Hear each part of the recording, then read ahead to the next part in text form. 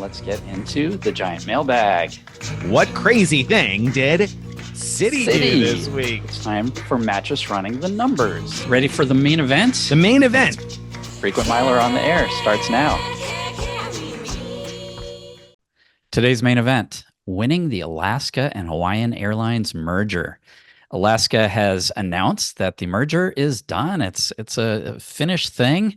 Now all that's left are the details. And in the details, we're going to see some opportunities, such as, should we be signing up for Hawaiian Airlines credit cards now before it's too late? Should we be transferring points? Should we be moving to Hawaii? Those kind of things. And we're going to discuss that, give our answers to those questions in today's main event. Well, Greg's going to give his answers anyway, because I'm still not sure what I'm going to do. I'm legitimately looking forward to this discussion because I have some decisions to make and I want Greg's input as to what I should do. And then I want people to chime in and tell me if he's right or not before I make a bad decision. So we'll talk more about all of that later on today. But first, don't forget, you can always find the timestamps in the show notes. So if you want to jump ahead to a specific segment or return to something in the future, just expand the description box so you can find that. We also always have links to more information to posts that we've written about the types of topics that we cover here. So make sure you check the show notes for all of that. Wherever you're watching or listening, don't forget to like the video or like the podcast, leave us a review, leave us a comment. Again, let us know what you agree with, disagree with, love, hate, whatever it may be. We love to hear from you. All right. That out of the way, let's drag out this week's giant mailbag. All right. Today's giant mail comes from me. I've got two topics. First one is the stupid virus pop-up. Some of you who browse our blog might have unfortunately noticed that now and then a thing pops up pretending that there's, a virus or something on your computer and to install something or other to fix it. Obviously, don't do that. We are aware of it. The technical team at Boarding Area, which is our hosting service, they are working on it. But, last I saw it was still happening occasionally. So sorry, that is terrible. But as I said again, don't install anything. And this just goes in general. If something pops up on your screen that you're not expecting and it says, install this to fix what's wrong, that's a really, really bad idea. Don't install it. Good advice. Good safety tip there. Don't click on it. Don't, don't even look too closely in its direction. Couple other things on this. So first, Greg said now and then this is happening. And what he means is now and then, like recently. This is a recent development, not something that we, experience often with our site. So, and number one, I don't want you to think that if you keep reading Frequent Miler every now and then, you're going to have a virus pop up. That's hopefully not the case because, we are working to figure out whatever is causing that. Number one. Number two, it's not that we made some change and move to some advertiser that pops up shady stuff or anything like that. It's nothing we've done. It's just something that's wrong somewhere and we're working to get it fixed. So certainly not anything intentional on our end or any change that we made that we're aware of anyway. So hopefully that'll be fixed soon. And if you're listening to this in the future, you'll be like, what are they even talking about? I've never seen any kind of pop up like that, because hopefully you haven't and won't. But that we wanted to recognize it for the folks that experience it and are like, what's going on here? Is there something wrong with Frequent Miler? We hope not. We're working to get it fixed. Okay. Yeah. All right. But that's not all we have for this week's mailbag. Drag out something more positive and interesting. All right. So a couple weeks ago, I went to something that's called the Pacific Northwest Points Travel Festival. I had no idea it was called that. A friend invited me to come to a sort of points and miles get together in Seattle.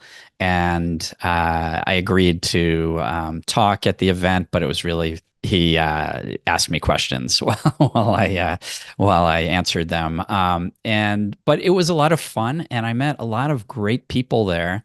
And I want to bring up a few conversations. First, a shout out to Dan from Microsoft who approached me and mentioned that apparently on one of our shows, we talked about how Bing, the search tool Bing, was not finding our website. It could find our YouTube videos and podcasts, but it couldn't find our website no matter what we tried to do. And apparently during that conversation, Nick said, if anyone from Microsoft is listening, please fix this. Well, Dan was listening and Dan sent a message to the Bing team. And he tells me that the Bing team replied that apparently our site had been marked as a untrustworthy source or something like that. So it was They got those deliberately virus pop-ups, didn't they, Greg? it was deliberately being hidden. Yeah, maybe that was it. Maybe it was, our bad predictions for this year and last year that sent it over the edge. I don't know, but they agreed immediately that it shouldn't be categorized. Our site shouldn't be categorized that way once they investigated it, and they're working to fix that. So it seems to be an ongoing process in that now our homepage and a few pages will come up if you do searches, but definitely not as many as should appear yet. But Dan says he's going to keep on them until it looks good. So thank one you. day Bing will catch up with Google. Little prod there, Dan. One day, yeah. Thank you, Dan. Dan, tell your Bing friends, your Bingy friends. So thanks a million for that, Dan. Oh, we appreciate it. Thank you very much. Yeah. Next up, I met so many great people that I'm afraid to mention too many of them because then I feel like I'll be leaving people out so thanks to everyone who came up and talked to me. I love talking to each of you, but I am going to talk about a few things that I talked about with some specific people. So Candace, it was great talking to you. Candace told me about her visit to Kalala Island, which is an SLH, a small luxury hotel that's now bookable through Hilton, was previously bookable through Hyatt. She loved her stay there and basically wanted to give advice, which is Kalala Island can be booked for a minimum of 3 days. You have to, look for 3 days at a time in order to book it. But her warning is that 3 days isn't enough. That she recommends doing 5 days. Basically, getting there. So for day one is a chore. You actually are going to want to get there. You're going to want to get to the regional airport like the night before, and then they'll fly you to another place, and then they'll take you on a little boat across choppy waters to the island. So that's day one, and then day two would be great. But then when you check out after day three, the third night, you leave really early in the morning to reverse that process in reverse, and so. She says, do 5 days. So that was good to hear, and good to hear that she enjoyed it so much. Now that leads me to Mark. Shout out to Mark, who I told him the story about Kalala Island, and he said, "Oh, when you guys were talking about that on a recent podcast, I thought you were saying Koala Island," and he didn't know what Koala Island was.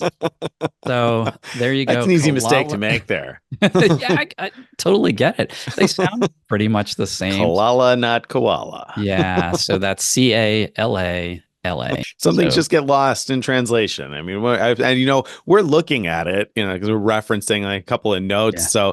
So it wouldn't even have occurred to me how it sounds. So that is funny. Very good. Well, good. I'm glad to hear Kalala Island was a good stay for you. I've been intrigued by it, at least since it launched with Hyatt a while back. So curious about it. Always good to hear good things when places live up to the hype. So it totally makes sense that 3 nights wouldn't be enough. There's a couple of places like that, I think, with SLH where the transfer is part of the booking, so to speak. And so you would want probably more than 3. I would say almost any place like that. If you're going to the Maldives, it's going to be a similar situation where you wouldn't want to go just for 3 because you're going to waste a portion of a day anyway, flying to the island that you're going to be staying on or taking a speedboat or whatever. And then again, in reverse. So places like that. Yeah, I think that's a really good tip that 3 nights probably isn't going to be enough.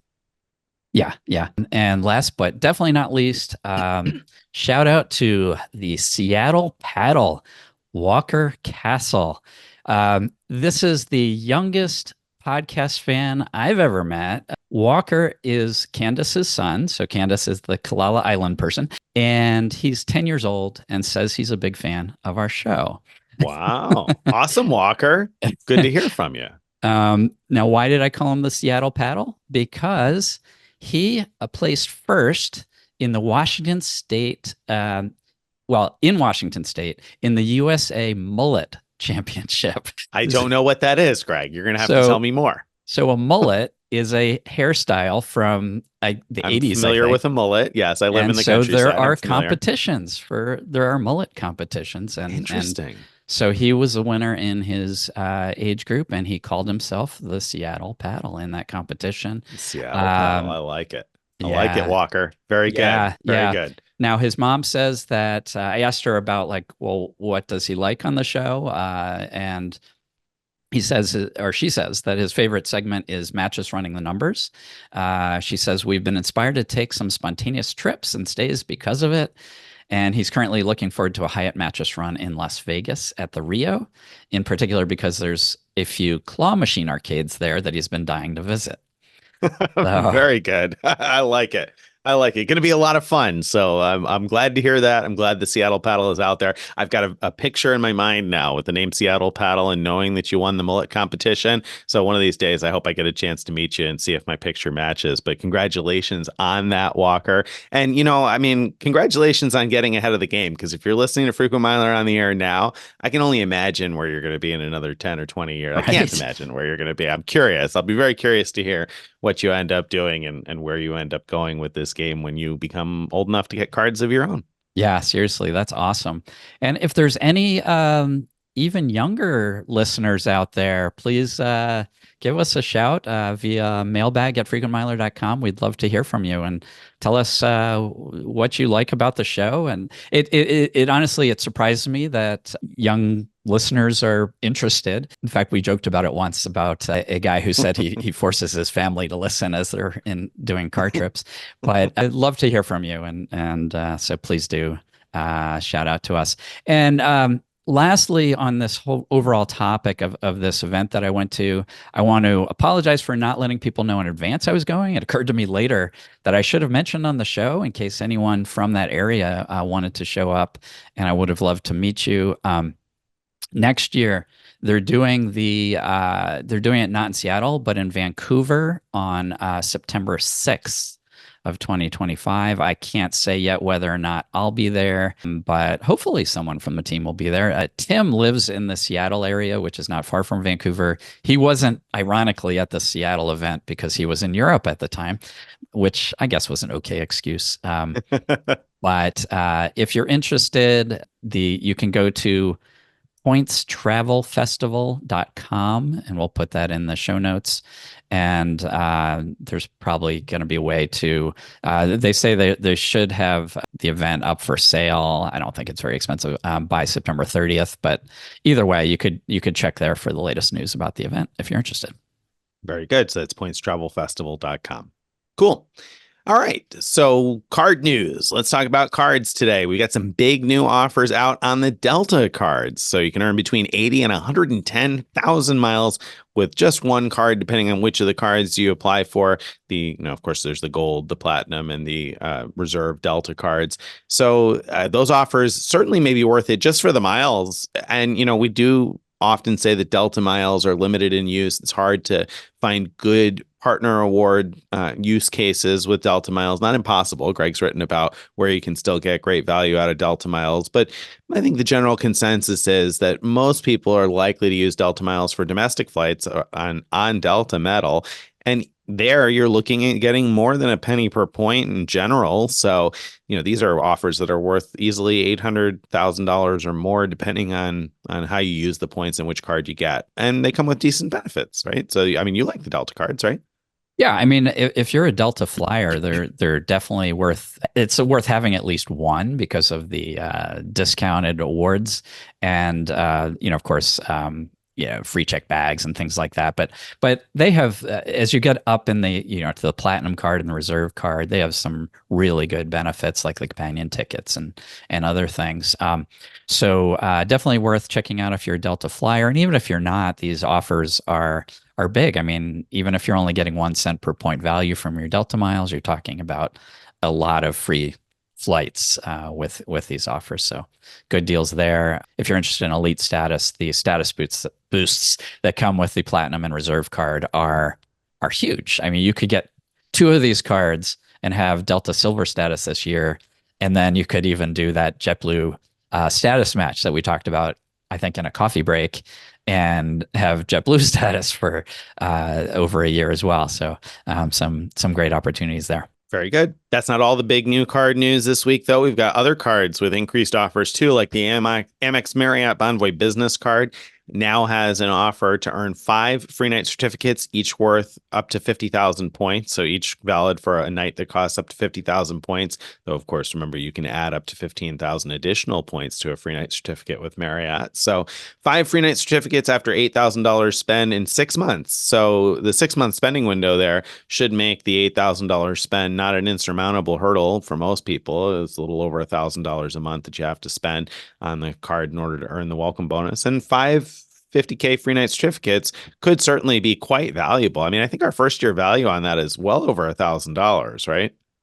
Yeah. Yeah. I mean, it can be absolutely worth a lot. One thing to know, you can't do the 5th night free type of award when you're using free night certificates. So that's a downside to it. Positive, I guess, is that so it used to be one concern I had with these in the past was that a lot of Marriott stays that I'd want to do were like charge around like 40,000 points, somewhere in that range. And so you'd be wasting, so you wouldn't be getting the full 50,000 points per certificate value if you're using it for a 40,000 point stay. The good news is a lot of those hotels that I used to book for 40K are now over 50K. So you'll get the full So I get value. to add some points. Yeah. Yeah, the other caveat to always think about when you're considering a card that comes with multiple free night certificates instead of coming with a points bonus is that those free night certificates expire in a year. So you have to be, a year from the day they're issued. So you have to be sure that you're going to be able to put them to good use within that year. And that's a little risky versus a points bonus where the points aren't going to expire as long as you keep some activity with the program, you keep the credit card open, you're going to have your points. So points are better from that standpoint, and from the standpoint of being able to use them for a property that costs fewer points without giving up any value, or a property that costs more points, etc. But if you can find a good use of the free night certificates, if you're willing to commit to that, you have a bunch of flexibility, you're going to look around for a good opportunity. I mean, that could be a monster offer. 5 free nights at 50K could certainly be a really, really good value. Yeah. Yeah. For those in the Michigan, Chicago area, the Inn at Bay Harbor that I talked about a lot tends to be around 50 to 55,000 points a night in the summertime. And so I think it'd be a great deal to set up some alerts and do like, maybe a couple, like a 3-night, long weekend stay somewhere in the summer and another 2-day stay kind of thing, and enjoy Northern Michigan in its glory in the summertime. So that's an example how you could get really good value from that. But that's not all of the 5 free nights. IHG is battling with their own. IHG Premier Card is offering 5 60K free nights. So it's better than 50K. Totally debatable in this case. Very, very debatable. Well, why? Why is it debatable? Well, the biggest thing here is that the certificates are not top offable. You can't add points to it. And so if you want to stay at a place that costs 61,000 points, that certificate will not apply. And so that to me is just a huge bummer. It is. I mean, there's also the fact that IHG points and Marriott points are not of equal value. So you are likely to get better value out of using a 50K free night certificate for a Marriott property that costs 50K than out of a 60K free night certificate for an IHG property that costs 60K. Of course, somebody's going to say, oh, but wait, I did. Yes. Okay. Probably there are some scenarios where they're equal. But in general, based on our reasonable redemption values, at the very least, I think you'll do better with the Marriott free night certificates. I mean, our reasonable redemption values for the two are very close, actually, but the range. So if you're cherry picking awards, like the top 20% of awards you're going to get much higher value with Marriott than with IHG, at least of the properties that we collected data from for computing those. Yes, and I guess when I was also considering IHG points worth less than our reasonable redemption value because of the fact that they sell them for half a cent each, at least sometimes. And so, if you're able to buy points at half a cent each, then those 60K free night certificates are about $300. Essentially, you can buy the points and then have all the flexibility. So anyway, slice it. They're both worth considering if you are a fan of those chains. So 5 free nights certainly could be very valuable either way. Just keep in mind the same caveats. They expire in a year, and the IHG ones are less flexible in the sense you can't add points. Yeah. But that's Now, not it. no, it's not. And more exciting if you're in IHG, I think, is the IHG Premier Business Card, which has an offer out for up to 200,000 points. So the way it's structured is you get 140,000 points after 4K spend within 3 months, an additional 60,000 points after 9,000 total spend. So the first 4,000 spend counts towards that. 9,000 total spend in the first 6 months. I like 200,000 IHG points way more than 560K certs, even though 560K certs are theoretically worth up to 300,000 points, because Why? Yeah. Why, Craig? Bad math. Points don't expire. Points aren't limited to 60K or less properties. You don't lose anything when using points towards a property that costs less than 60,000 points. And you can do fourth night free. So either of these cards, by having it, you can get fourth night free on IHG award stays when you book with points, not with certificates. Points are worth just way more than the certificates for those reasons. And if the Inn at Bay Harbor ever switches over to IHG, get ready for Greg to sing a different tune. It's going to be like 5 free night certificates. You could say at the Inn at Bay Harbor. No. Yeah, and they'll charge 61,000 points per night. They sure will. They sure will. No, actually, I think it's a very interesting point that you could use these with the fourth night free too, though, because then you would, presumably be able to book a property that costs so 60K, almost 65K, about 65K a night for 4 nights with the 200,000 points. So that's, there you go. That's pretty close to equal it, and you don't have the expiration or the restriction for it to be only 60K. If it's that 61K price that Greg's saying, you're going to be in luck with the points. So interesting offer. The way IHG does their fourth night free is fun in that they're actually erasing whatever the fourth night costs. And so if your 4-night stay happens to line up such that, maybe the fourth night is a expensive Friday night, just for example, it could easily be worth way more than 300,000 points. Those 200,000 points, way more than the 50, then the 60K. Way more than 60K times 5. Yeah, whatever that comes out to be. Very good. Yeah. All right. So bunch of new card offers, and they're not the only ones. There's also the Inc. Business Unlimited offer is available, 90K. And that's a card with no annual fee. We've talked about the Inc. Business Unlimited card before. That one requires 6K spend in 3 months. So that's another interesting offer. I think we mentioned both the IHG offers, and I'm not sure if we mentioned the spending requirements. Did we? The 4K in 3 months for the free night certificates on the Premier, and 4K in the first 3 months on the business also. I don't know if we mentioned the I talked through the business, how it's staggered and everything. Okay. It's staggered. Okay, very good. All right. So Inc. Business Unlimited 6K for 90K. How would you rank that? Like if you're looking at the Delta cards, you're looking at the Bonvoy business card and the IHG cards, and now this Inc. Business Unlimited is also out there with the 90K offer. How would you rank that comparatively? Yeah, I mean, great question. Of that collection, I love my transferable points. So if I didn't have a specific use in mind, the Inc. Business Unlimited, the 90K offer would be what I would gravitate towards, definitely, because it's transferable points that you could use for all kinds of great things, including Hyatt and so on. So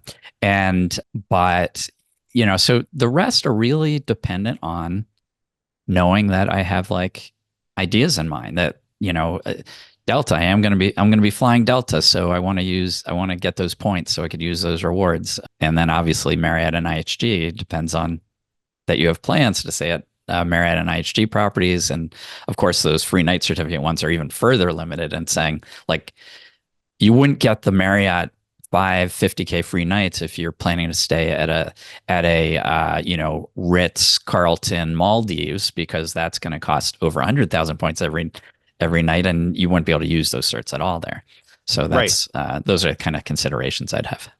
Yep, absolutely. I think that's all good points. Also, keep in mind, like if I'm comparing points here, if I say the 90K Inc. Business Unlimited offer versus the IHG Business 200K IHG point offer, right?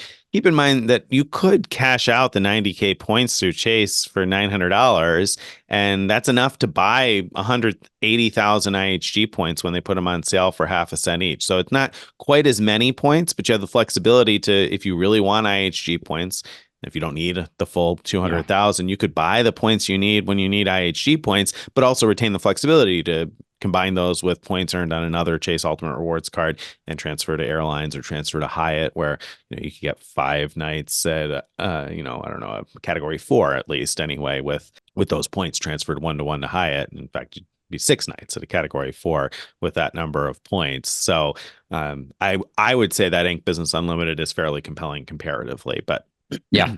No, actually, there you go. that's a fantastic point. All right. Speaking of points, and speaking of amazing offers, Nick, you wrote a post called "The Points Parade Marches On Thanks to a New Round of Targeted 250K Offers." What's the deal there?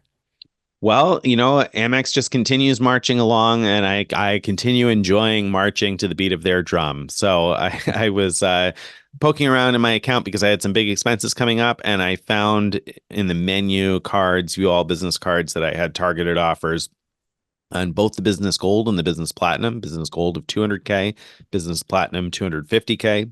And so they both required big spend, but I was in need of more Amex points. So I used a bunch over the summer. I needed to replenish. So I got myself another Business Platinum card. And I say another because, of course, I already have a Business Platinum card. I already have a couple of Business Platinum cards, but the offer was there in my account. It does have the lifetime language. It says you may not be eligible if you have or have had this card before. But key point there, it doesn't say you are not eligible. It says you may not be eligible. And if you're not eligible, we'll let you know before we process your application, which is, in other words, the pop-up. If you're not eligible, then you would presumably get the pop-up. But I went ahead and it pre-filled most of my information, had a button to accept this offer. So I clicked accept the offer, and my application wasn't approved right away. It took around about a day in order to get the email saying congratulations on your new Business Platinum card, you've been approved, blah blah blah. And based on past experience, that means I will get the welcome bonus. I didn't get any notification that I'm not eligible, so that means I should be eligible. And again, I've had a couple of Business Platinum cards already. I have a couple. I had a couple at the time that I accepted this offer, so it was accepted, for the record, under a business that I already had a Business Platinum card with. So that did not stop me from getting the card again, and should not stop me from getting the welcome bonus again. It hasn't in the past. Yeah. So I was inspired after Nick wrote this post to look up this offer myself, and my wife and son did the same, and we all had the offer available. After logging in our accounts and looking where Nick's post says to look, we all saw the 250K Business Platinum offer, and we all three tried applying it. So I think, probably to see this offer, you already have to have a business card with Amex. So I'm not actually sure about that, but in all three of our cases, it let us fill in the application with details from another business card that we already own. Doesn't have to be a Business Platinum, but another Amex business card that we already have. So filling out the application was super fast. You didn't have to go searching for the right business type and all that stuff. It just used whatever we already had in there. And for my son and I, we both got the pop-ups and just canceled out of it. My wife didn't get the pop-up though, and she was instantly approved. So that's pretty exciting because, I mean, yes, it's a lot of spend, $20,000 spend.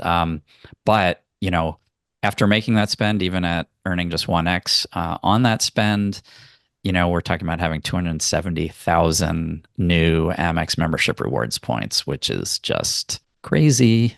Yeah, it is, right? I mean, that's an incredible amount of points. So I couldn't turn down the chance at a 250,000 points, especially because, like I said, I had some expenses that were going to get me a large chunk of the way towards that type of a spending requirement. Just to Greg's point about having existing business cards or not, I was able to check with someone who does not have any Amex business cards, and they do have offers for the Business Platinum and Business Gold, but they're just the 150K and 100K offers, not these 250 and 200. So I think Greg might be right that you might need to have an existing business card with Amex to see these increased offers. But at any rate, you can see the post. It's got more detail about where you can look to try to find these offers. And if you do have them, then obviously you have to consider whether or not it's worth dedicating that much spend to one of these offers. But I think they certainly, I think they are. I mean, 250,000 points is going to be a nice point parade coming my way. And of course, that will beg the question as to what I should do about this whole Alaska Hawaiian thing that we're going to talk about today,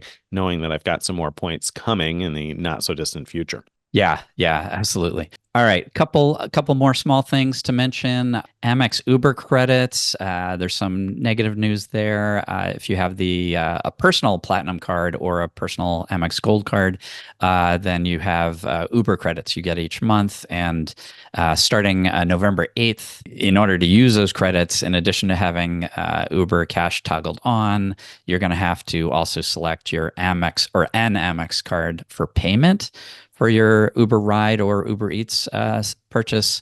What we don't know yet is whether we'll still be able to stack multiple credits together for a single order. If you can, then this shouldn't be a big deal. If you can't, then I think that's going to severely lower the value of those credits for most of us.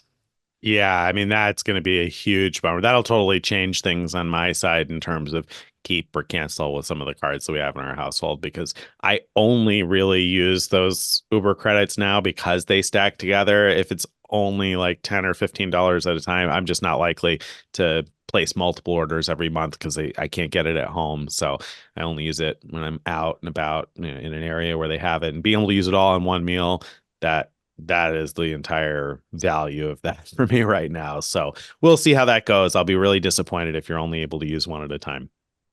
But at the same time, I won't be shocked if that's what happens. Hopefully we'll, it'll just be that you have to have an Amex card toggled on for payment if you have an overage. And we'll see. We'll report back and let you know when we know more sometime after November 8th.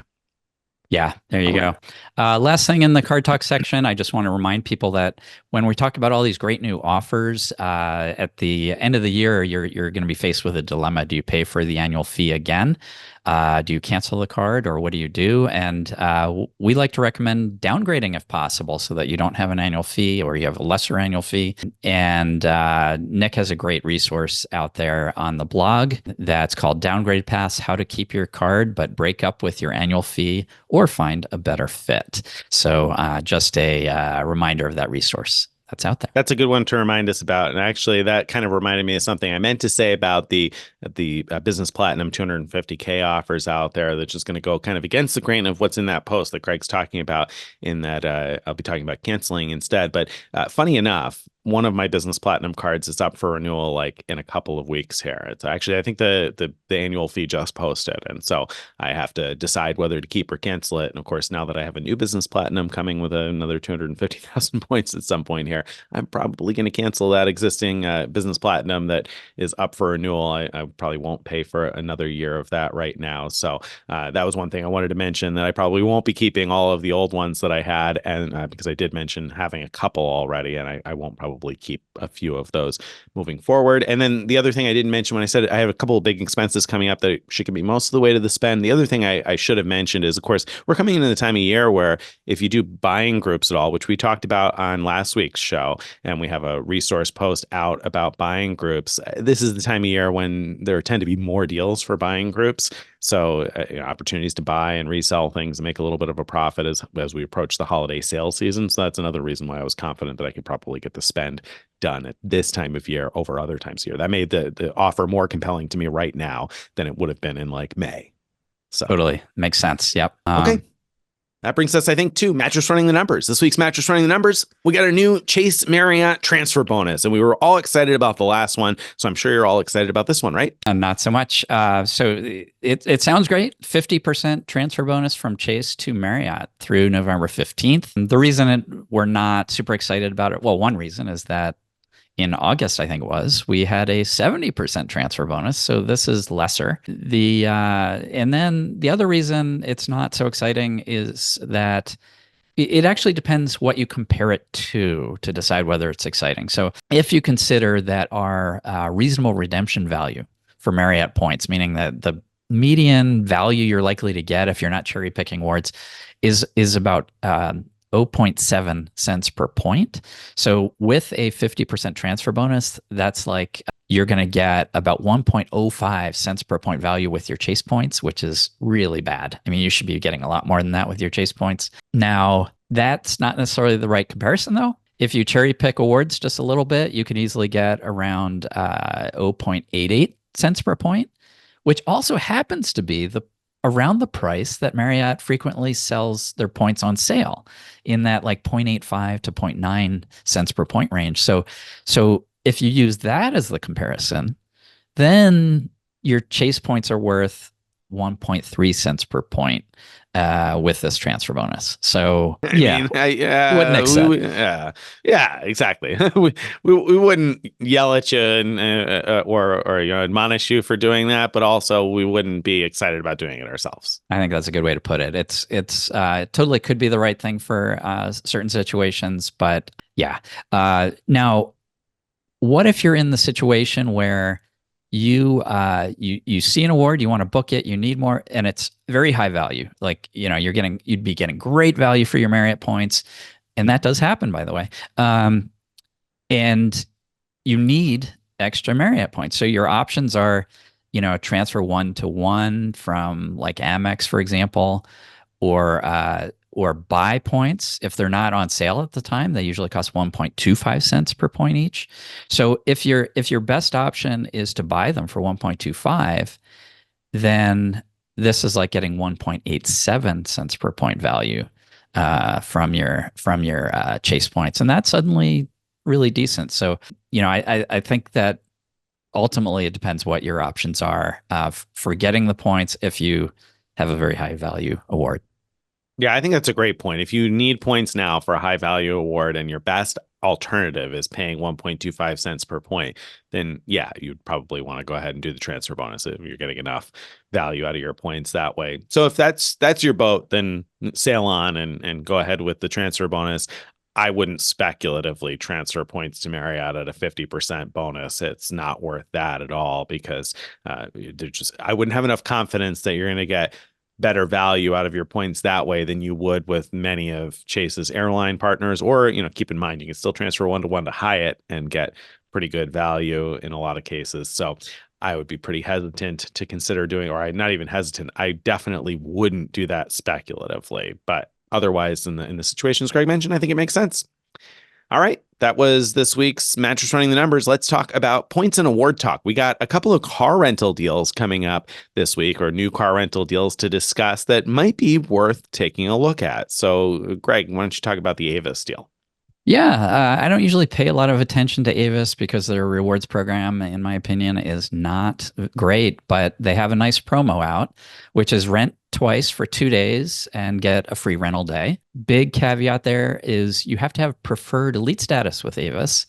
Luckily, that's pretty easy to do. If you have United Silver status or better, then you have automatic Avis elite status. A lot of credit cards give you Avis elite status, including the Amex Platinum cards, the United Infinite card, the United Club Business card, the Sapphire Reserve card, and so on. So, check out especially your premium cards to see if they offer anything like that.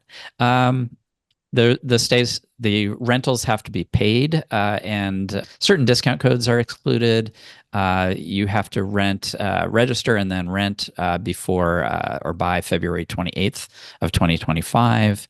And then the biggest condition I think worth noting is that the free day is only valid through May 18th of 2025. Yep. Very good. Well, I mean, that's potentially a good deal there. National, though, not one to be outdone, is out with a promotion also. And I think I'm more excited about the National promotion personally for a number of reasons. So, National's promo is to rent and get double credit, essentially. So, you'll earn double credit on qualifying weekend rentals. So you got to register and you have to rent between September 19th and December 16th. And the key here is that they have to be a weekend rental. And what they mean by that is you have to pick it up on a Thursday, Friday, or Saturday and return on a Sunday or Monday. So it's a one night minimum, one day, one rental day minimum, but you have to have a Saturday keep in there. So if you rent on a Saturday, you can return on Sunday and you'll get double credit. So that's great. Qualifying rental, again, has to be picked up between September 19th and December 14th, returned no later than December 16th. So if you're picking one up at the end of the window, make sure you return by December 16th. And it's got to be mid-size or larger, but then you'll get your double elite night credit or double, I keep saying elite night credit, your double credit with Nationals program within 14 days of your rental return, that is. So that's pretty good because you'll get a free night faster, a free rental day faster. So how many rental days are required in order to earn a National free day depends on your level of status with National. I know at the top tier, the executive elite tier, it's 5 rental credits gets you a free day. So with this promotion, if you've got that top level elite status, then 3 one-day Saturday rentals would get you a free day. Now, that's not probably enough to make it worth going out and doing this just for the free day. Probably not. But there's a couple things I like about National Free Days. Number one, they're valid until December 31st of the year after the year in which you earn them. So if you earn one this year, it's valid until December 31st of next year. So a much longer window of that being valid. And then the second thing I like about them, of course, is that when you apply them, you can apply them to a one-way rental. And because unlike some rental companies add a one-way fee on top. And even if you use a free day, you'll still pay the one-way fee. With National, it's different. They bake the one-way fee, so to speak, into the daily rental rate. So when you use a free day on a one-day rental, you can really do a one-way for free or close to it. Sometimes there's a couple dollars in airport tax. And that's a really good deal because one-way rentals are often quite expensive. So I probably won't go out and rent National days just for the fun of it, but certainly this would lean me towards renting with National because I would get to a free day faster. Yeah, I agree. And I just like their program better. I mean, I don't like that you're not really rewarded for longer rentals. You get one credit for small rental or a medium rental. But what I love about this promotion is that it's just adding to to the regular program. So if you're working towards a free rental day, this helps get you there faster instead of it being like a separate promotion that you have to think about tracking separately. Like they used to frequently do those 1-2 free promos, which were great, but I found them hard to like keep track, like because it wasn't shown in the same place as you saw your progress on the regular thing. And so I like that. To answer your question before, I believe it's people without executive elite status, I believe, need 6 rentals to get a free day with National standard. So if you're starting if you're starting from scratch, it would take 3 Saturdays. Well, yeah, which is essentially the same either way, since you'll need 5, an odd number, even with top tier status. So essentially either way 3. But yeah, so good deal, and certainly one that if and when I do have a couple of needs to rent a car this year, and so I will probably be looking to rent with National because of this promotion. So yeah, totally good deal there. All right.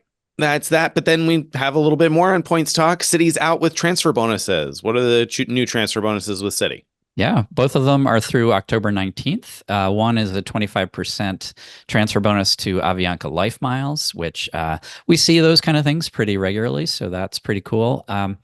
And Nick loves his Life Miles, so consider that. I mean, it takes some of the sting out of the recent devaluation, right? Because they have decent deals still, and 25% transfer bonus makes them really good deals. Still, yeah. And I guess, I said we see these fairly frequent, but the truth is, to Life Miles, I think we usually see lesser, like 15% or whatever. So that's true. So this is actually pretty good. I'm more excited about 25% transfer bonus to leading hotels of the world. So The normally Citi points transfer to leading hotels of the world 5-1, and LHW points are worth around 8 cents each. So that 5-1 transfer, the normal transfer, gives you about 1.6 cents per point value with your Citi points. But with this 25% bonus, you're getting 4-1 transfer, and that's giving you about 2 cents per point value for your Citi points towards leading hotels of the world, and that's excellent. I think we'll do another, like maybe a coffee break show about that transfer bonus to dive in further. Yeah. Yeah. That's actually something that I probably won't do because I don't have a ton of Citi points, but it's interesting. It's certainly going to be worth its own coffee break. So you'll want to stay tuned to our channel. Make sure you're subscribed to get notifications when we publish new stuff so that you'll find out when we do publish that coffee break. And in other hotel news, Hilton has now added another 100 SLH properties to its platform, or at least is in the process. If they aren't all completely done yet, as we record this, they're adding another 100 properties. That's awesome. Yeah, I think it was 102 is the total count, but they're at around 400 now total SLH properties. They didn't give us a list of the new ones. They gave us the list that's out there is all of them, and so I tried to see like what was new, which is really hard to do, not having memorized the old list, but. If you remember back, the guy who runs the Hilton Honors program had asked me which SLH properties we were excited about. I'd given him a list, and all but one of the ones that were on my list appeared in that first big round of SLH supported SLH. The one exception was the Sellers Hohenort in Cape Town, South Africa, which I loved that stay, but it wasn't on the list. I wasn't that upset about it being on the list because I didn't think it would offer a good value for Hilton points, because the property usually costs somewhere in the $300 to $400 range per night. And usually we see with Hilton points, like it's the way high end ones, the $1,000 night properties where you get great value. So I didn't think this would be a great value use, but it's now on the list, and I looked at it. It's available for 50,000 points a night when standard rooms are available. A random night I looked at would be $350 cash. So that's 0.7 cents per point value for your Hilton points, which it's not amazing, but I'll tell you what, our reasonable redemption value is just under 0.5. So so that's pretty darn good. Almost 50% more. Yeah. And so if you think of it with the current and frequent 30% transfer bonus from Amex points to Hilton, that gives you a 1.8 cents per point value using your Amex points to book a property like this. So that's not amazing, but it's pretty good. And so so I'm pretty excited to see that on there, and I'm sure there's lots of other really good ones on there as well. Yeah.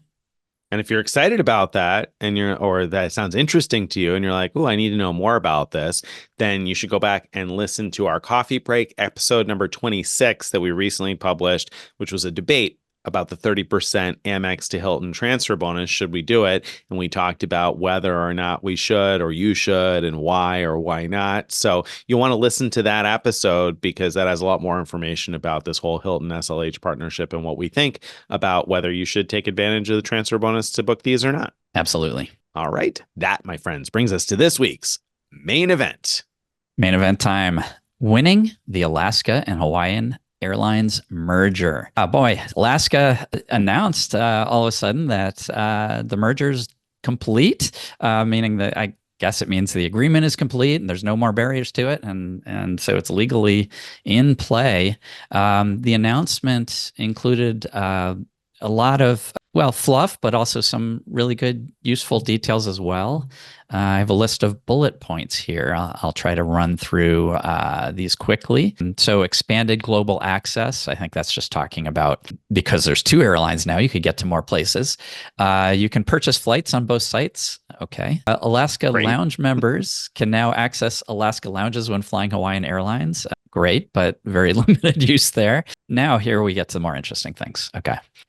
Earn and redeem miles across both airlines starting early in 2025. Expected, but not, we're still not at the exciting part.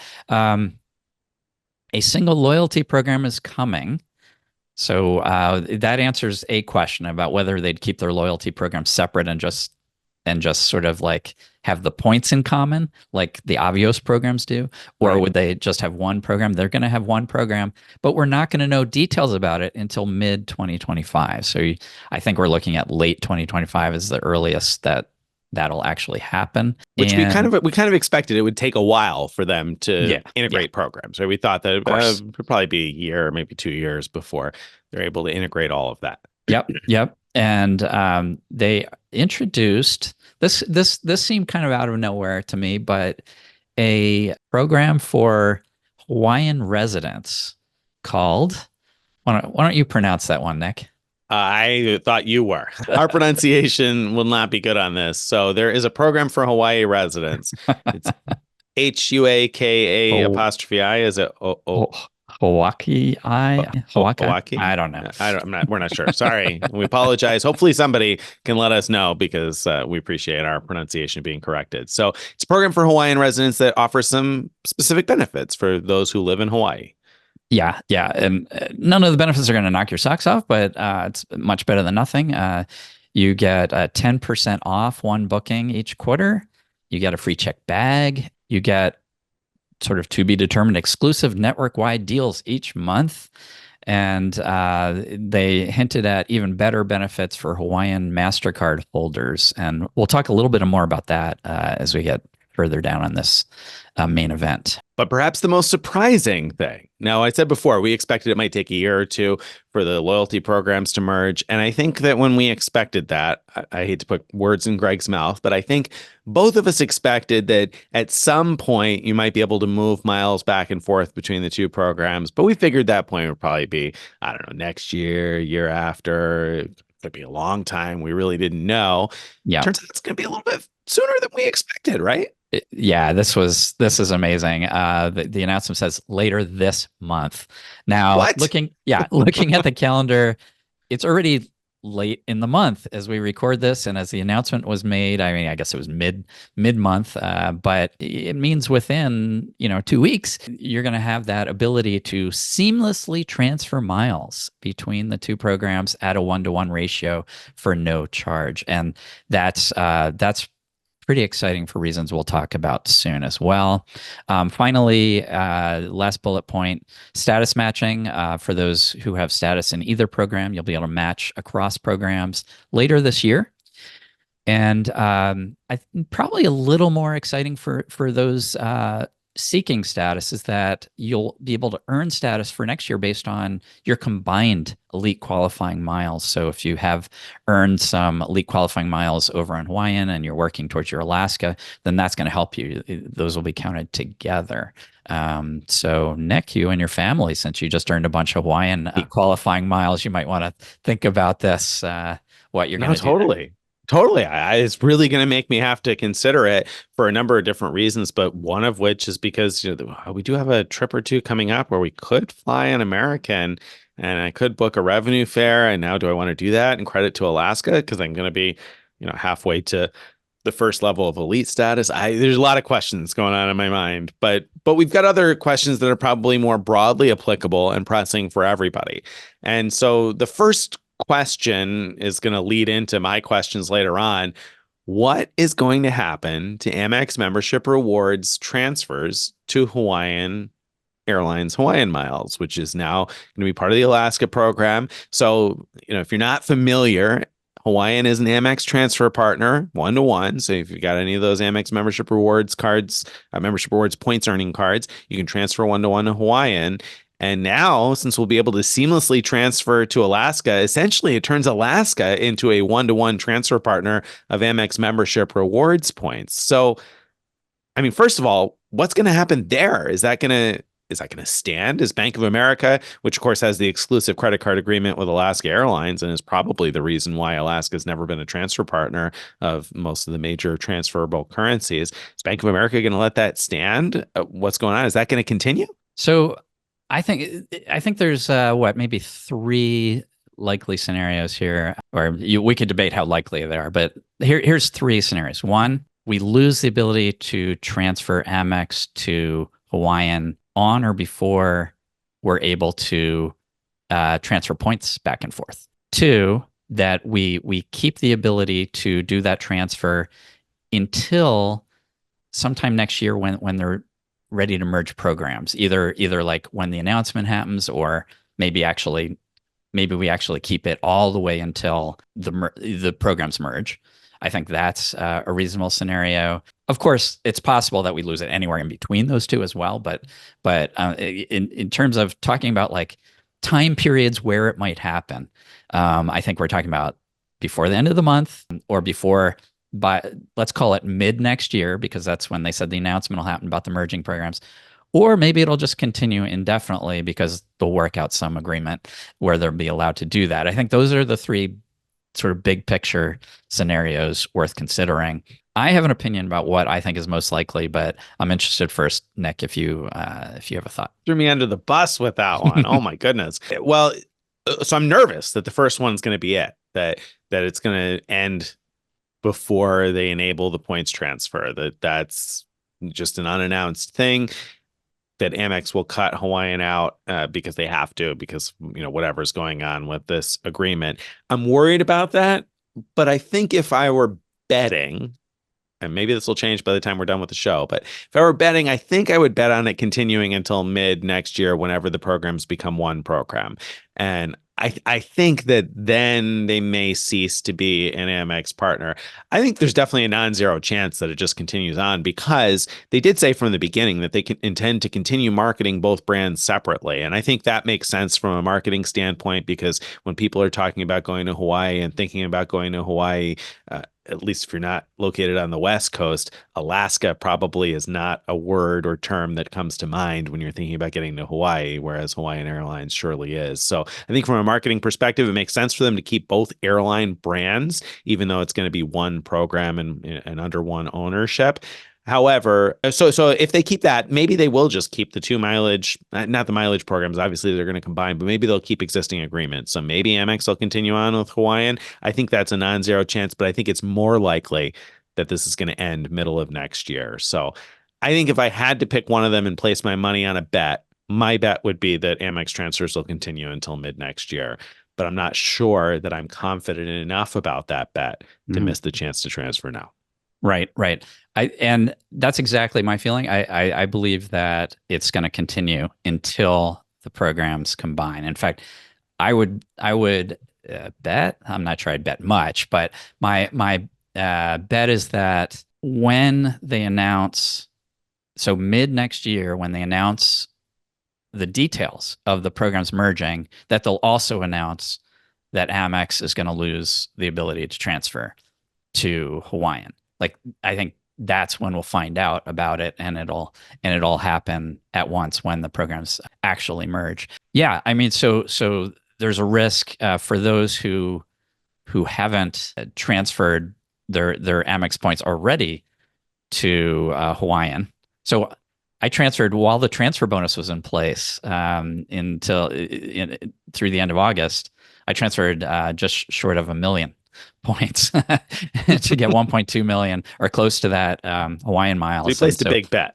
I placed a big bet, and so far it's paying off. I mean, you hit the jackpot, right? I get 1-to-1 transfer to Alaska, which is exactly what I wanted. So that's huge. But for those who didn't do that, yeah, it's a risk to wait. Absolutely. But there are downsides to, we'll talk about that in a minute. Okay. So one other thing I want to mention, I think I mentioned this on our Alaska. So we did a whole show about the Alaska and Hawaiian merger already. And you can go back and listen to that episode if you want to hear more about our thoughts. And one thing I did say was, well, maybe they're going to keep it indefinitely. And maybe this is a way for Alaska to tap into the ability to sell miles to a transferable currency program. So, maybe they will keep this indefinitely. That's not I think there's a non-zero chance that continues on, because I'm sure there's a lot of money to be made in selling miles to Amex. So, maybe it will continue, although I bet Alaska's going to want more than what Amex is willing to pay, but non-zero chance it continues indefinitely.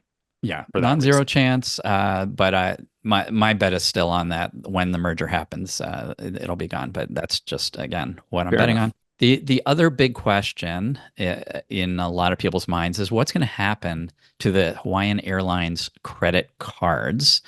And I want to point out something for those who think maybe nothing will happen. Maybe they'll continue on indefinitely as is. And I think we also in that previous show discussed that possibility. The FAQ, frequently asked questions for the merger, says, I have the Hawaiian Airlines credit card. Will my card be canceled?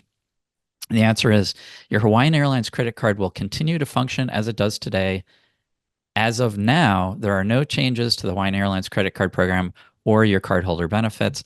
I'm just pointing that out just because the language clearly leaves open that there will be changes, or I think changes are likely, and that doesn't mean that the cards are going away, but it suggests that the fact that things are as is for now is very much a for now. Yeah, that is interesting. I think that's telling. I think the fact that they worded it that way is telling that something is going to change.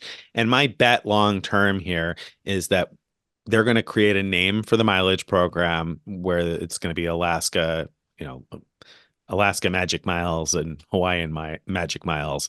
And so it'll be whatever the Magic Miles is, there's going to be a Magic Miles credit card, because they're not going to want to lose the ability to market to Hawaiian customers, for instance, by calling it the Alaska credit card, because it would seem probably weird to somebody flying on Hawaiian to get an Alaska credit card, right? So I bet that the credit card will be branded with whatever the new mileage program name is in the long run.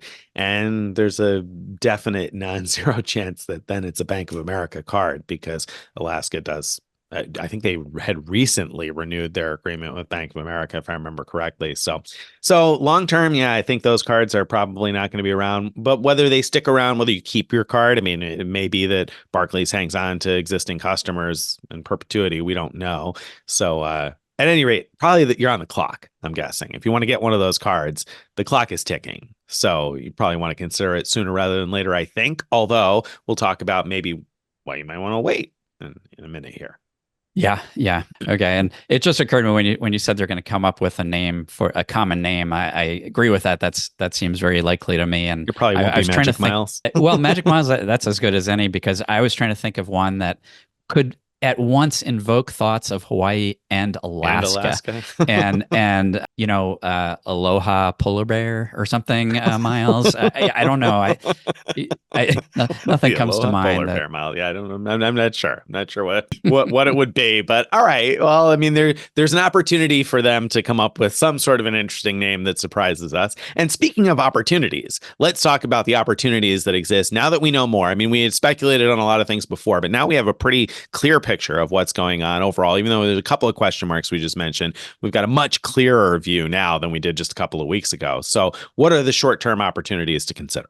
Yeah. Okay. So first, elite status, I'll mention briefly. We talked about that Nick recently flew long haul on Hawaiian in business class. And so he probably earned a decent number of qualifying miles that way.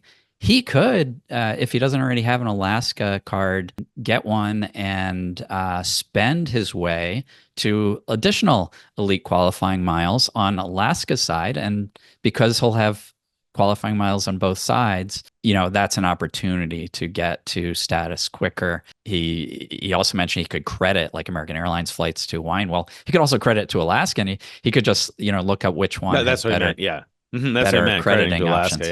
Yeah. Yeah. I'm not sure you can credit the domestic American flights to Hawaiian, but you can to Alaska. Okay. They're a one world partner. So yeah. I mean, that's certainly something I got to consider now. I just earned 13,200 Hawaiian miles.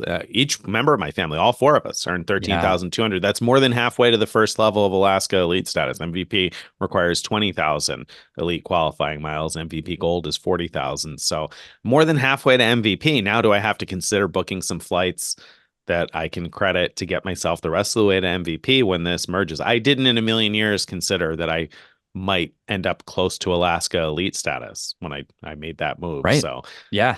So that's pretty cool. And there's probably others out there in similar positions where you could be flying Alaska, Hawaii, or one of either one of their partners in order to get towards elite status. So that's pretty neat. All right, here's the one I'm excited about, the opportunity that should present itself. Remember, we've talked about before, if you have a Hawaiian Airlines credit card, you're allowed to move miles to other people for free. Well, I have a bunch. That's not true with Alaska miles. And while I have most Alaska miles in my own account, my wife has a bunch of Alaska miles. My son has a bunch of Alaska miles. I should be able to very soon, once the ability to move points is up and running, move my wife's to her Hawaiian account, move my son's to his Hawaiian account, and then move all of those points to my Hawaiian account, and then move them seamlessly to my Alaska account. And boom, I've just combined all of those miles for free. And that's great. Yeah. So again, to review what Greg is talking about doing there is the other family members have Alaska miles. They need to first, once this capability comes online, first move their Alaska miles to Hawaiian because both his wife and his son have Hawaiian Airlines MasterCards, right? So then No, but I no, do, and my ah, son does. And as long as I do, I believe I then they can can transfer in. receive points for free from anyone. Okay, there you go. So then they can move to Greg's Hawaiian account.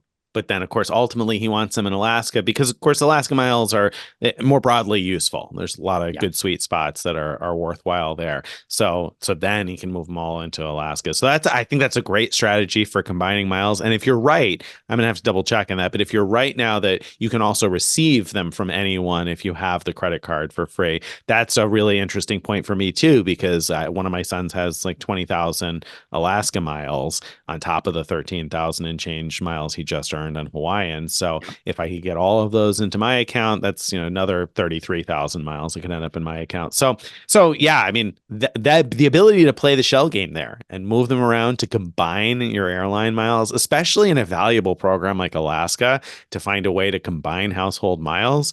I mean, that's golden. That's great. Especially also, I was talking this out with my wife yesterday because they said, well, if we each get the Hawaiian consumer and business card, that's 140,000 miles each that we could have and put them all together. And that's 280 in one account on top of the miles that we already have in Alaska and the miles we already have in Hawaiian, which is all stuff that we talked about on that previous show, except that I assumed that this was going to be far enough in the future that I wasn't feeling the pressure to jump in right now. But now that it's happening like this month, it's much more interesting. It really is. Yeah.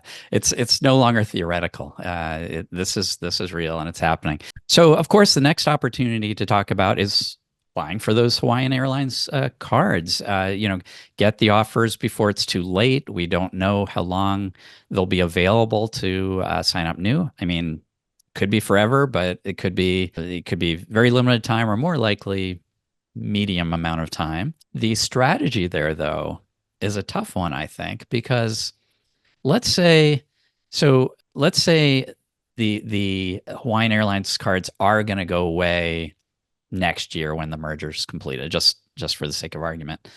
I could totally see the bank, and these are kind of offered by Bank of Hawaii, but through Barclays. So I'm not really sure which bank I'm talking about when I say this, but I could totally see the bank wanting to sign up as many people as possible now, before it's too late, and then maybe offering some other card to transfer people to once they lose that particular business. But if that's the case, we might see better offers than we're seeing now. Yeah, I mean, that's certainly something to consider. I thought the same thing when I saw the news. I was like, oh, are they going to make this, sort of last effort to get as many new cardholders as possible? Because obviously the more cardholders you get, the more potential for profit long term. And like Greg said, even if they know already that they're not going to keep the Hawaiian card forever, if they think they can product change you to something else and maintain your business, that could be worth a little extra to them. So yeah, I think it's unlikely. I think it's unlikely that that's going to happen, but it's not impossible. Unlikely, but not impossible. I don't think I would wait for better than the current 70K offers personally. Do you think that's likely enough to hold So, off? Am well, I so wrong? here's the thing. If you don't need the miles near term, it's I think that it's very unlikely that we'll lose the ability to sign up for Hawaiian cards very soon. Hmm. Um, and the reason I think that's very unlikely is because of that Hawaii resident program that's going to give you better benefits if you're a card holder. Like, that's Ah, clearly designed to get more people signing up, and why they would do that, now, if they thought it was about to be gone, seems unlikely to me. So I think that they're invested in getting more people signing up, and I actually think that bigger welcome bonuses are reasonably likely. I'm not saying it's a slam dunk, but I'm saying it's reasonably likely. That said, current offers, as long as they're around 70K, I haven't looked at what they're at right at the moment, but if you could get around 70,000 points, I certainly wouldn't think you did a bad job by earning 70,000 points from those welcome bonuses. The most we're likely to see is maybe 100K offers, but even more likely 80, 85K. And so it'd be pretty minor what you're losing out on. So I think that you make good points there. So I think there's a decent chance that you're correct on that. I guess my question mark here, or the doubt, if you saw doubt on my face when Greg said he doesn't think that they would introduce those Hawaii specific benefits if they weren't going to keep the card around for a while, I think it's a really good point. The thing that I made my face twist a little bit is that I know that there has long been a Bank of America, or rather a Bank of Hawaii branded Hawaiian Airlines MasterCard that's only open to Hawaii residents. And so I think it's possible that that will stick around for Hawaii residents because those benefits are specific to Hawaii residents. I'm thinking they might be specific to the MasterCard that is only available to Hawaii residents. So okay, I'm really good point there. More dubious. I mean, and the Bank of Hawaii branded one is still issued by Barclays, but it's branded with Bank of Hawaii on it. And again, you can only apply if you live in Hawaii, I believe, anyway. At least that's what I recall it being in the past. So we'll see. We'll see. Maybe Greg's right, but I think there's some reason to doubt that piece of it. But overall, I mean, I got to imagine that Hawaiian and Barclays have an agreement that lasts X amount of time that probably costs a lot to get out of. So maybe they're going to have to continue issuing it for a while because of the way the agreements work. So yeah, we'll see what happens. Well, there. We'll see. Sorry, we can't be more definitive on that one. Now, the last opportunity, of course, is around transferring points to Hawaiian so that you could get Alaska miles. Now, as we mentioned briefly, Alaska miles, in our opinion, are much more valuable than Hawaiian miles. And so it's exciting that we have at least a short-term opportunity to transfer points indirectly to Alaska. Alaska, there are no other bank-issued transferable points programs that transfer to Alaska. The only other option is Bilt, which transfers to Alaska, or I guess you could do Marriott 3-to-1 to Alaska, but that's not a great transfer ratio. And so it's pretty exciting. We could do 1-to-1 from Amex to Alaska.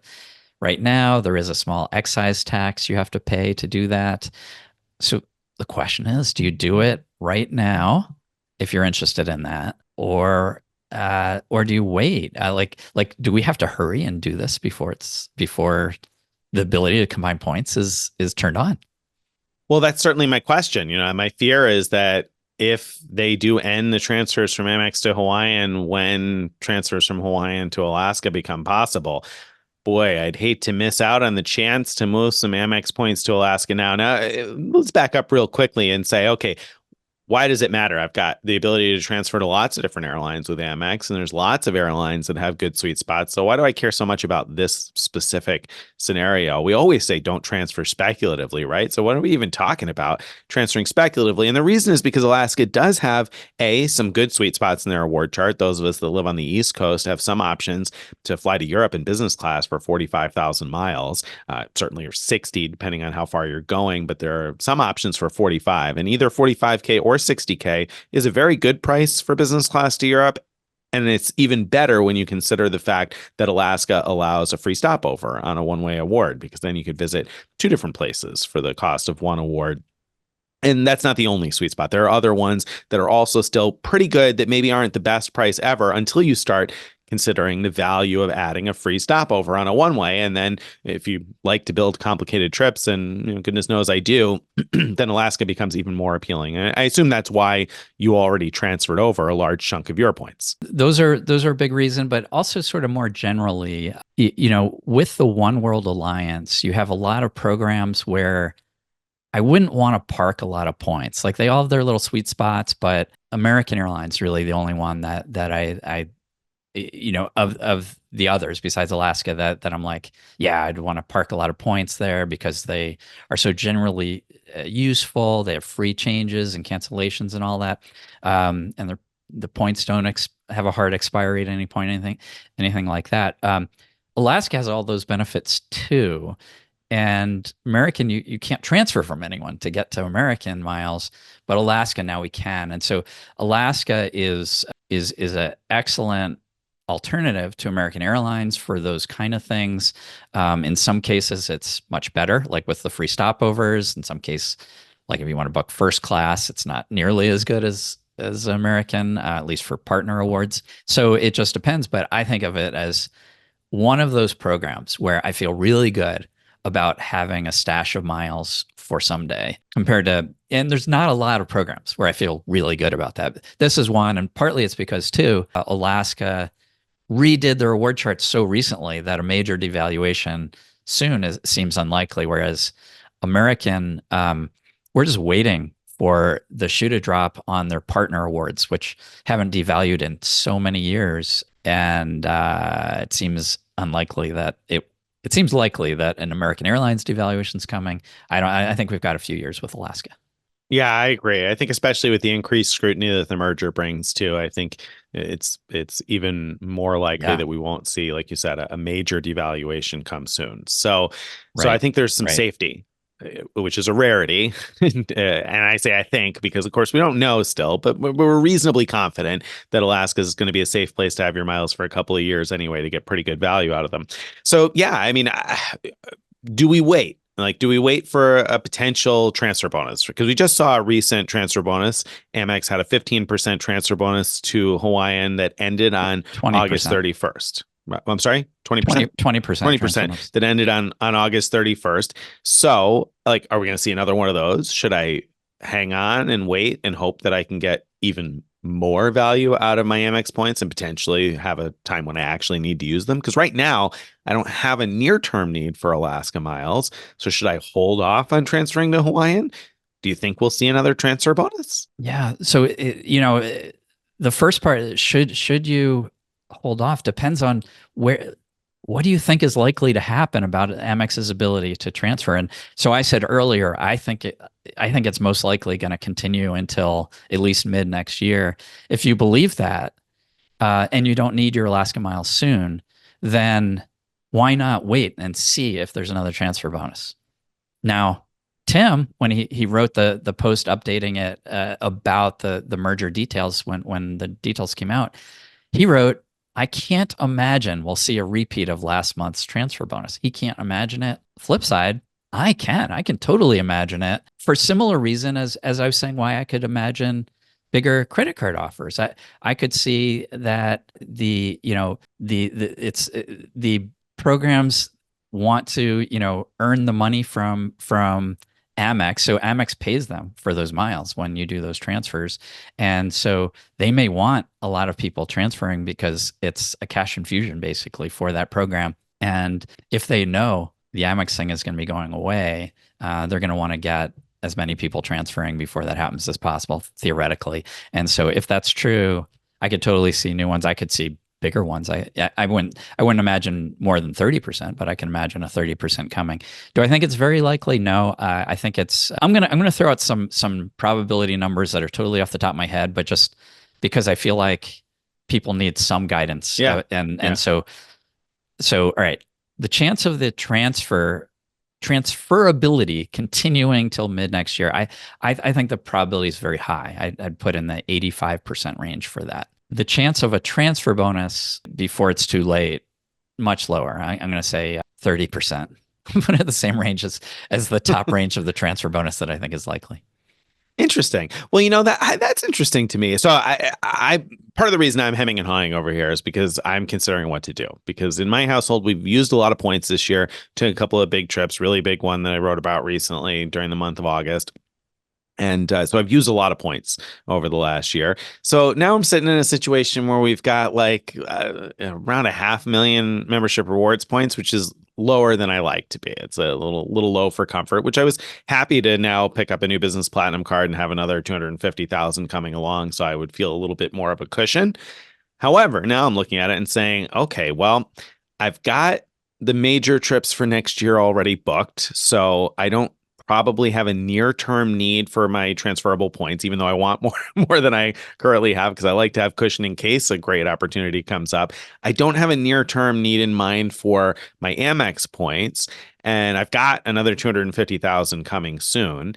Should I transfer points now, and how many, to Hawaiian to make sure that I get some points moved over before the capability moves away? Or should I wait? Now, if I think Greg's right, that there's an 85% chance that this hangs on, then yeah, of course it makes more sense for me to wait because I may come up with a use of membership rewards points between now and whenever those transfers end next year that makes me wish I had my Amex points instead of having already committed them to a program where I can't get them back to transferable again. So if I think his 85% is right, I should probably hang on. And I think it's worth mentioning that if he's right about that 85% probability that these transfers continue on, then I think also I would have to consider, well, was that part of the calculus here? Was Alaska counting on some of this money that Hawaiian brings in through transfers? And if they were, I could totally see it being worth, like Greg said, putting a little extra money into it on their end in the form of a better transfer bonus between now and then, just to accept that cash infusion. I mean, why not take advantage of that while they can? That could be a smart play. So I think if Greg's right about the 85% chance of the transfers continuing on to next year, I think I would probably put the probability of another transfer bonus even a little bit higher because they might as well take advantage of the money that they can earn from that, because goodness knows airlines do make enough money from selling their miles to the banks, and Alaska is limited and that they don't have any major transferable currencies. They've got Bilt, but not nearly as much money probably coming in from Bilt as they would have from an Amex membership rewards points transfer bonus, just by virtue of the volume of cardholders. So like, if I'm going to take Greg's probability, I think maybe it's worth hanging on and waiting for a better transfer bonus. But man, I've been sitting here hemming and hawing the last couple of days. Do I take a couple hundred, few 100,000 points and empty out a bunch of my membership rewards in case I can't by the end of this month, in case it goes away? Yeah. So you think I should hang on? You think I I think should you wait, should Greg? hang on. I think you should hang on. Okay. I think because you let the 20% thing fly I by. did. I did. Well, because I figured that And probably it wouldn't become Alaska miles for another year or two. And I was like, well, I don't need them right now, but I'm going to need them at some point. And I don't know if I want to wait 2 years to have Alaska miles. If I knew last month that I was going to have them the ability to move to Alaska today, then yeah, I totally would have taken advantage of that transfer bonus. Big mistake. Yeah, I think you'll be. I think you should wait. And Okay. it's easy for me to gamble with Nick's With my points. but he'll be thanking me when that 30% transfer bonus comes around. Well, you know, the one thing that gives me some solace here is that we could just open the Hawaiian credit cards. So that's my, and I would feel okay. Like if the transferability goes away, I'd be bummed that I didn't get more points in there, but at least I would have another nice healthy infusion of Alaska miles. So should I get those Hawaiian cards now, or do you think there's a better offer coming? Where would you put the probabilities there? And again, I know that you don't know, and we're totally just making numbers up here, but make up a number for me. Help me make the decision. What do you think? I'm gonna put it at 40% chance that we'll see some increased offers before the opportunity goes away.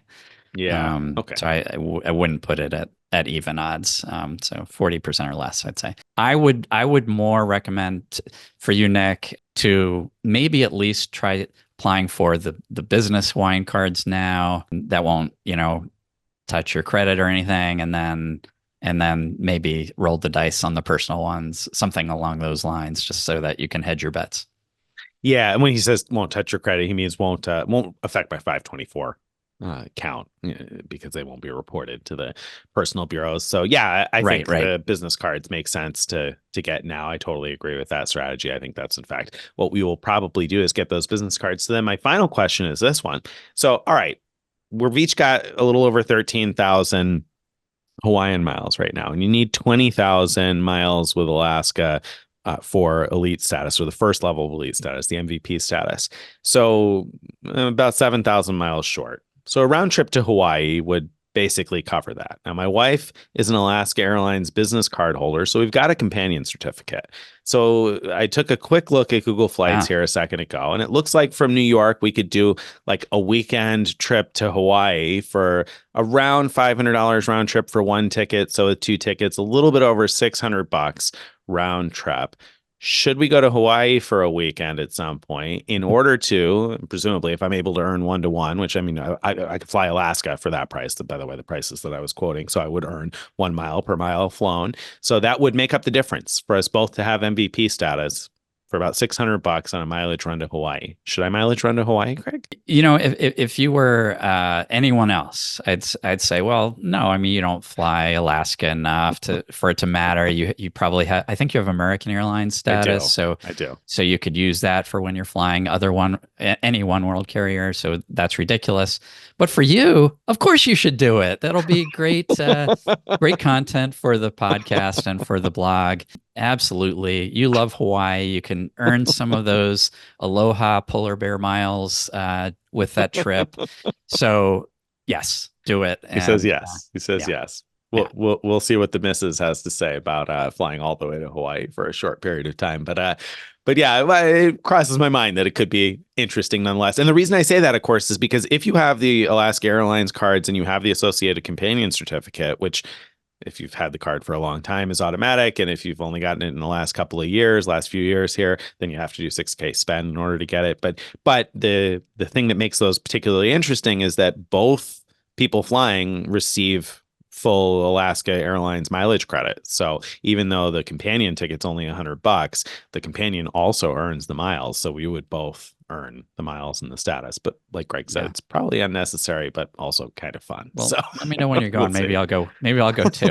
I think I think I'm somewhere close to earning 20K status for next year too. So there you go. There you go. So maybe we'll be on a mileage run to Hawaii one of these days and record a show from there.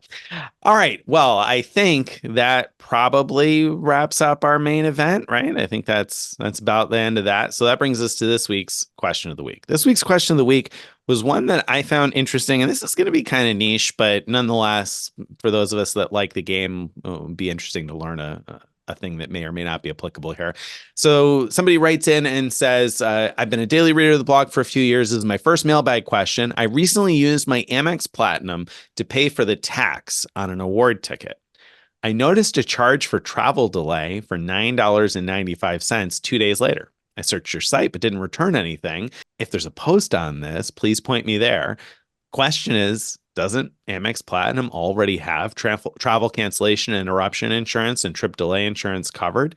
What does this travel delay coverage cover? Should I call them to dispute this and unenroll in it? Do you have any idea what this is all about, Greg? I don't. I'm hoping you do, because I don't think you'd bring it up just assuming I would know the answer here.